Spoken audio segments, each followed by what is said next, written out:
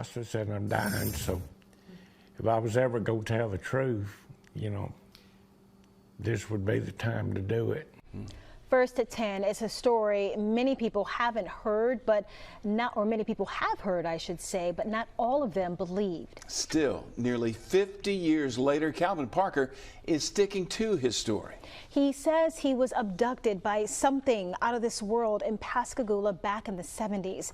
And with all the recent UFO sightings, our Shelby Myers wanted to check in on Parker. She's here in studio with us right now to find out more about the story. Shelby? Yeah, Byron Lanise, Calvin Parker is always interested when UFO sightings or talk of aliens make national headlines. He's hoping to get some kind of answer as to what happened to him on the banks of the Pascagoula River all those years ago. These blue hazy lights was reflected from behind, so that's about the time I stood up and looked behind to see what it was, what really was back there. And it was three bulky-looking creatures. It was an encounter Calvin Parker says was out of this world. I felt a shot immediately or something in my arm, and it just calmed me. It's like a calming agent. So this thing carried me to the steps of the craft. On the banks of the Pascagoula River near Ingalls Shipyard at 19 years old, Parker says he and Charles Hickson were fishing when extraterrestrial beings carried them into a spaceship to examine them. And she took her right hand and the two middle fingers on that. She started running down my throat. Well, I got to choking.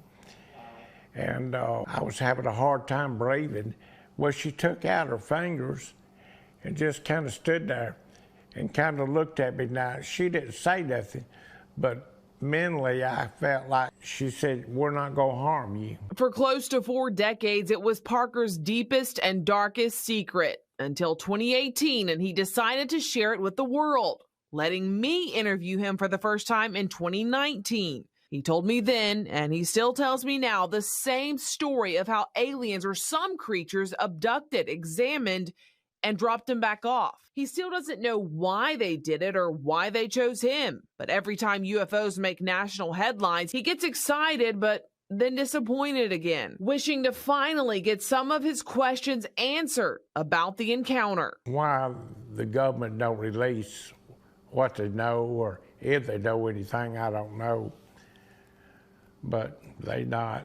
When I first interviewed him, Parker told me he came out of decades of hiding to leave behind a legacy, to tell people it really happened and he's not crazy. Tonight, his story is the same, but his outlook on life and the legacy he wants to leave behind has changed. The alien story is just small.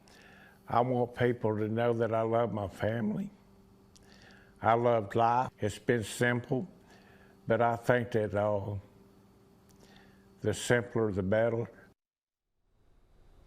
He is such a kind man. I've gotten to know him throughout the years. And tonight, Parker tells me he knows his life is short. He's making arrangements to set up his family for when he's gone. They really don't have much, but you can still support them by buying his book. It's actually on Amazon. I'm going to have more information on our website, fox10tv.com. In the studio tonight, Shelby Myers, Fox 10 News.